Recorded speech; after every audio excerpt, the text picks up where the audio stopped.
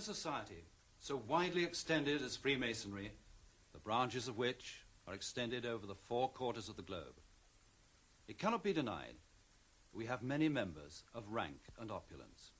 During his initiation, every apprentice Mason is told that Freemasonry is a moral organization guiding principles of brotherly love, relief, and truth. In more modern terms, you could probably describe them as brotherly love, tolerating other people's ideas, getting on with people whether they hold the same ideas as you or not. Relief, charity in its widest sense, not just giving money, but giving of your time, your talents, your expertise within the community as a whole. And truth, striving to be as truthful as you can in your dealings with other people, in the way you carry out your daily life, and sort of acting squarely with people. But these sentiments have a hollow ring for some disillusioned Masons. Brotherly love, relief and truth has been replaced by envy, hypocrisy and lies. It will be thankfully received and faithfully applied. Have you anything to give in the cause of charity? I have to give my talents to the Masonry. Were you deprived of everything valuable previously to entering the lodge? Yes. If you had not been so deprived, would you give freely? Yes, I would. Worshipful Master. A brother is asked for money, for charity, and they make sure he has none. And they say to him, you will remember that peculiar moment when you were first admitted into Freemasonry, figuratively poor and penniless. Now then, I know that that is done to impress the charitable work of Freemasons. But there's men at the top don't give money. When I was the charity rep, I had a ride job to get from the top Freemasons, Grand Lodge officers, £5 a year. I had to write to them sometimes 3 times. I command of you, worshipful Master, I give you the Tyler's toast. To all poor and distressed Freemasons where'er dispersed over the face of earth and water. Tonight, we examine 3 cases which call into question Masonry's claims of brotherly love and truth. To all poor and distressed Freemasons. And we look at Freemasonry's record on charity. Masonic charity is not like rattling collecting cans on street corners. Each member is expected to give what he can afford, and Freemasonry is like a big mutual assurance fund, with most of what Masons give to charity going to fellow Masons or their families who've fallen on hard times. They raise money for Masons' widows and children, for a Masonic school, and for charities serving the Masonic aged and sick. They have their own hospital, the Royal Masonic, in London. For these holy Masonic causes, the Brotherhood's charities in England and Wales collect and expend around £16 million each year. But recently, local newspapers have been deluged with hundreds of stories about Freemasons' gifts to non-Masonic charities. Apparently, the Masons are building a new image, as the Kent Evening Post reported in June 1987, when Masons handed a cheque to a Chatham hospital. Masons have been told to build a new image and go public on some of their good works. Increasingly today, Freemasonry gives from the money it raises to non-Masonic causes. This minibus was presented to help the aged by Masons in the... Armed with their own public relations video, rank-and-file Masons now emphasize a new outward-looking image. Freemasonry in this country and throughout the world has done a great deal towards the community. And no more can this be seen than in the question of the amount of money that Freemasonry gives to charities which have nothing whatsoever to do with Freemasonry. As you will know, they've given £250,000 to the Great Ormond Street Appeal. But we've discovered that of every £20 collected and spent in 1988 by English Freemasonry's national charities, £19 went on Masons or their dependents and just £1 to non-Masonic charities. Out of a total of £16 million, only £800,000 went to other causes. So despite their new image, the Brethren, it seems, still prefer to look after their own. The Masons have been cleaning up their image for a more particular reason, to fight mounting opposition from Christians. In 1986, while a Church of England inquiry was trying to decide whether Freemasonry was incompatible with Christianity, the Brotherhood announced it was giving sums of £5,000 to Salisbury and 3 other cathedrals. Since then, many more cathedrals have each been given £5,000. Masons say this is to help save Britain's architectural heritage and to honour the stonemasons from whom they claim descent, but Anglican priest John Lawrence is not convinced. It's a strange coincidence that as Freemasonry has been seen in rather a bad light recently by the Church of England, that they're now giving more money to it. Now, is it to cull favour? Well, I suppose everybody has their own opinions on that. I would ask, why don't they give it secretly? Why do they make such a fanfare of publicity about it? Great architect of the universe, may we who are blessed remember those in need. The truth is that for all its talk of charity, Freemasonry is mainly a social club, and each lodge is a meeting place where men of substance eat, drink and discuss common interests.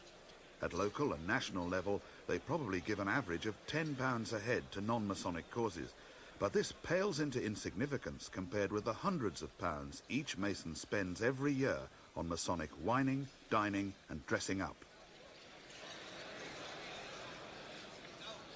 I think you can truthfully say that it's no use becoming a Freemason if you haven't got a bob or two. Because if you go to your Masonic lodge and you pay for your meal, and then you go to the installations and the ladies' evenings and all the other social functions, they're not cheap, you see. Not cheap at all.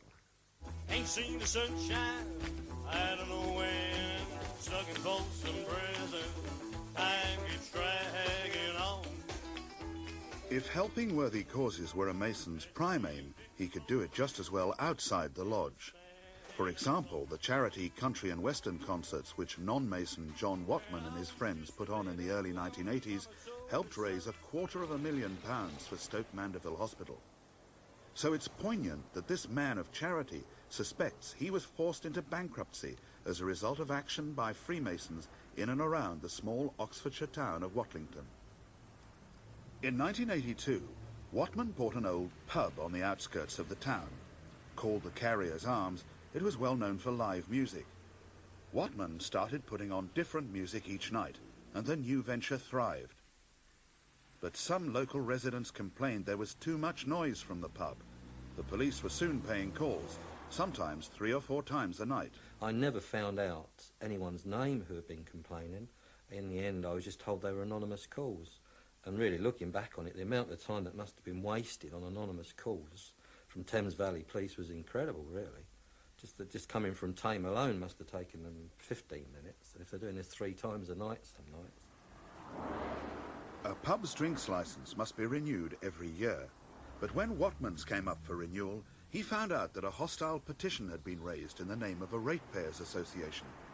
He started a counter-petition, but 2 local traders told him they couldn't sign because they were in the same Masonic lodge as the man organising the petition against him, Robert Hilton.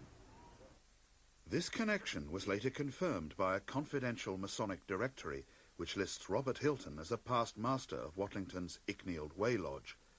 It also names the 2 traders who refused to sign Watman's petition and 3 more of his neighbours. Mr. Hilton says he organised the petition on behalf of other residents, not for himself, and denies that Masons were ganging up on Watman. But Watman's drinks licence was renewed. So was his music licence, after council tests proved the music did not reach nuisance level. Even when live bands were playing, the meters proved the noisiest sound outside the pub was the squeaking of the pub sign. Yet Watman's problems got worse. The pressure from the police was incredible. I mean, they were coming down. One particular night, they come down, I think there was 4 times in an evening, and sat outside in the car park till everyone had gone. Now, if you run a public house, it's very difficult to run it successfully if police are there all the time. And it was then that I began to think they're doing it for a reason, to stop customers coming. Convinced that police pressure was ruining business, Watman decided to quit. He closed the pub and put it on the market, but before he could find a buyer, the drinks licence had to be renewed again. This time the police objected, not because of the noise, but in effect because of the silence. They claimed the shut-down pub was a temptation to burglars. At the last minute, 7 police officers came to the court to give evidence, but as Watman's barrister had not been notified, they were not allowed to testify. Even so, the magistrates decided against him. They were out for half an hour and they came back and decided that I didn't have a pub licence anymore. Even though, in a sense, no evidence... No evidence was given at all. No evidence was given against me as a person, whatever, you know. The magistrate's decision brought financial disaster on John Watman. He had to sell the carrier's arms for £30,000 less than he paid and was forced into bankruptcy. But now he felt he was assembling more and more pieces of a Masonic jigsaw.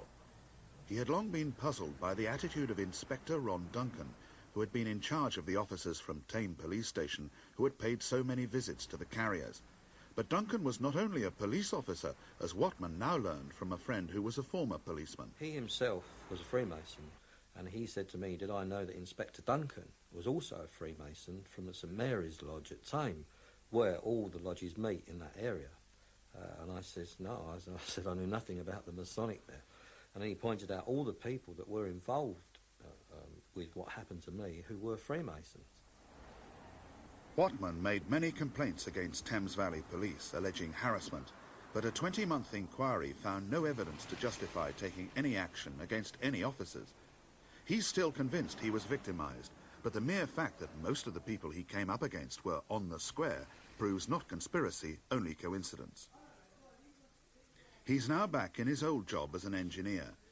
It's ironic that he's using Freemasonry's symbolic tools for a practical purpose, making walking aids for disabled children. Dissatisfied with the police investigation, Watman has taken his complaint to English Freemasonry's headquarters.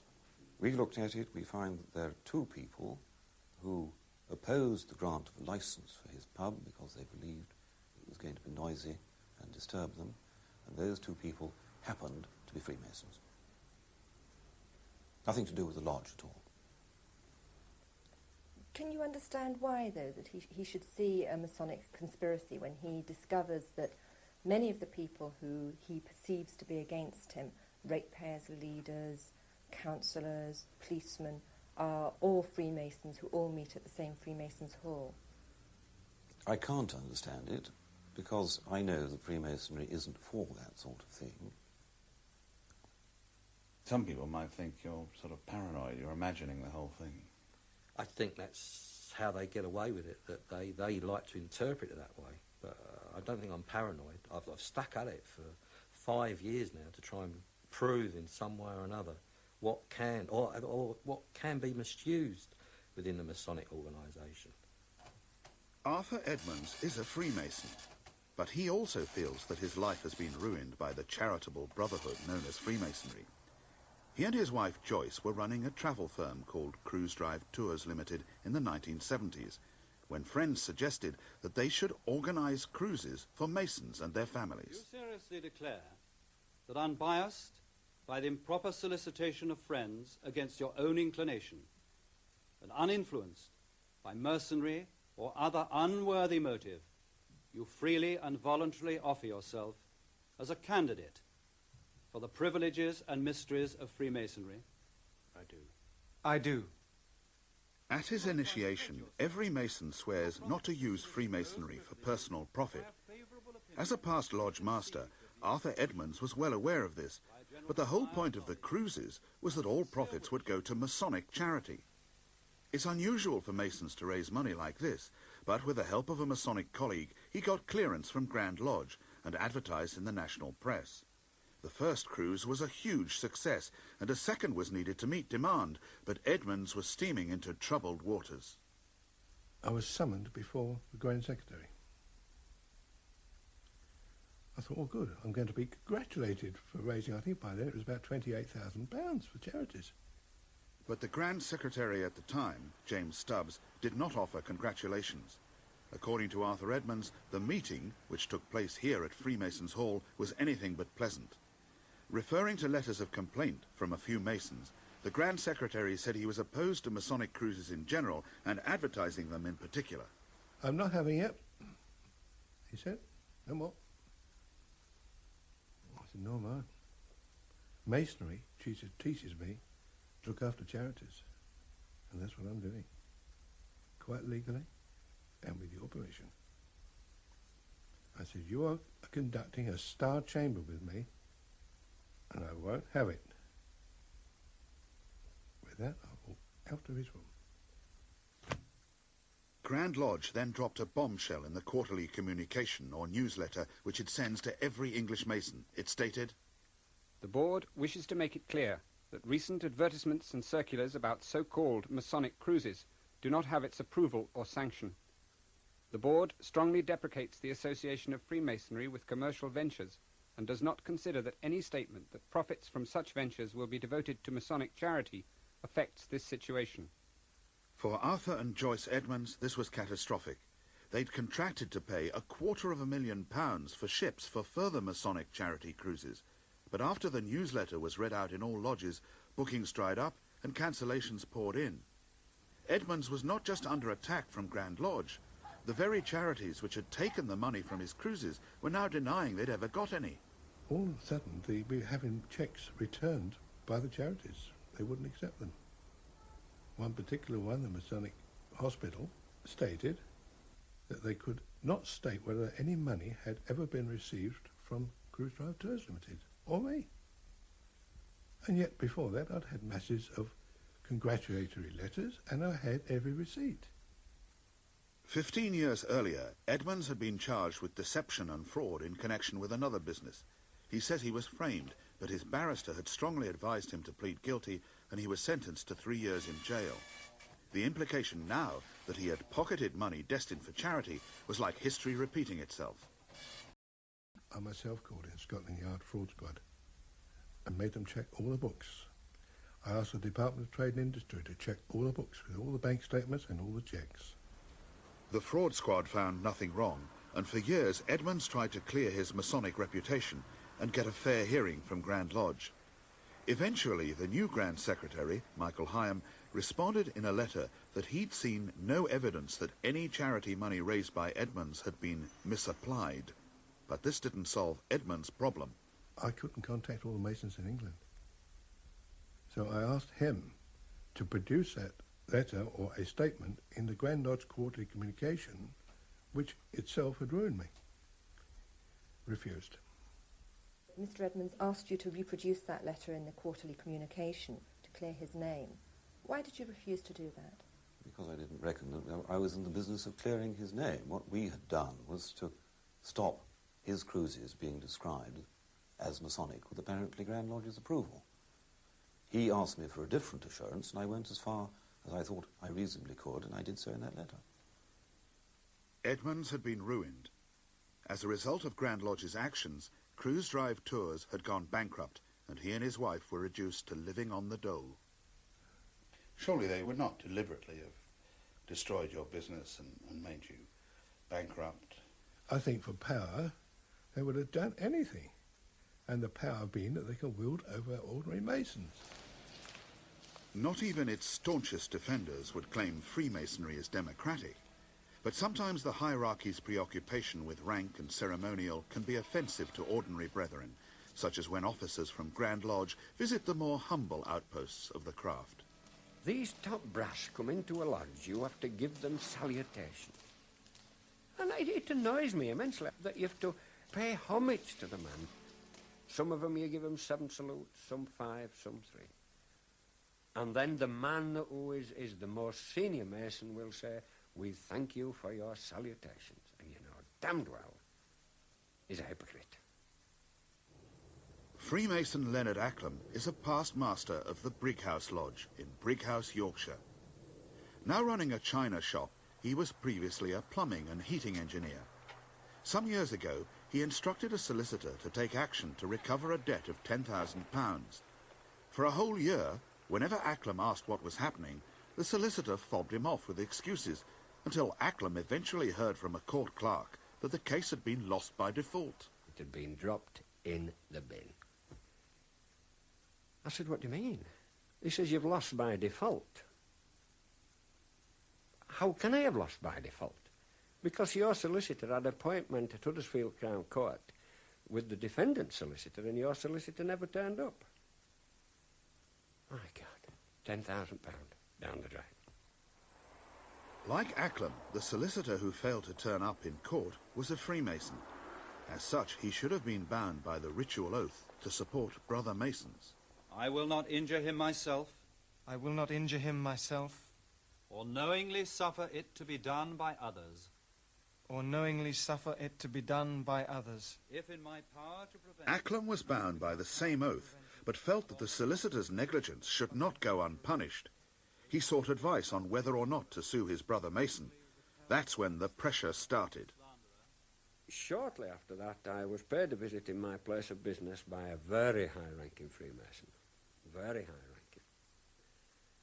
And told that if I started any action against this particular solicitor, I would lose a lot of friends. I was told I had to look on it in a true Masonic manner and forget it. After all, you can afford it. Now then, he doesn't know whether I'm skint, whether I have two halfpennies to rub together or what. The high-ranking Mason was Sir Herbert Redfern, Grand Officer of English Freemasonry and a former chairman of the National Union of Conservative and Unionist Associations. Why on earth would he see fit to interfere in a private dispute? To protect his own Masonic member. Nothing anymore. You see, I'm a nobody. I'm not a high-ranking Freemason. I'm the fellow with the pick and shovel that does the work.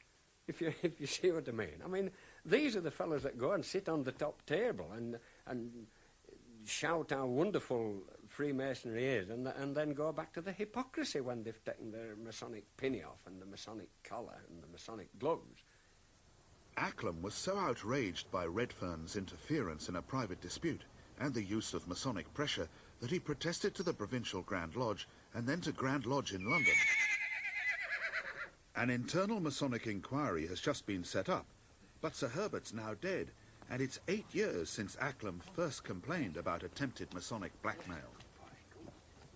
Why do you think Grand Lodge and the Yorkshire West Riding have done nothing about it?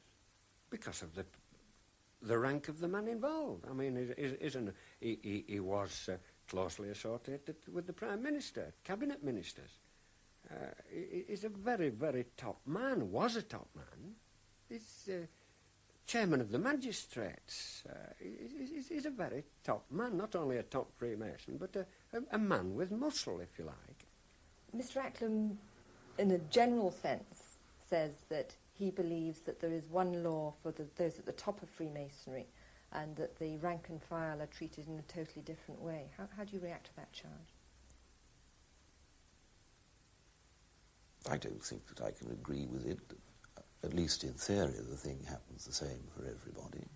And we are still trying to find out what Mr. Acklam is, the truth of Mr. Acklam's complaints. In practice, is everybody treated the same? I'd like to think so. Like John Watman and Arthur Edmonds, Leonard Acklam is typical of hundreds of people, many of them staunch Masons, who believe, rightly or wrongly, that the Brotherhood has interfered with their business or destroyed their livelihood. Sometimes truth, relief and brotherly love seem a bit thin on the ground. I believe that the ordinary members of Freemasonry, generally speaking, you'll always find the black sheep, are genuine and good. But the higher they get in the rank, the more they seem to change, to become little Hitlers. They're just little dictators who tell you what to do and will not listen to a single word. They don't even ask your defence till afterwards. Brotherly love, relief and truth. That is Freemasonry. And I'm afraid with too many men at the top who do not believe in brotherly love, relief and truth. They believe in themselves. What is in it for me?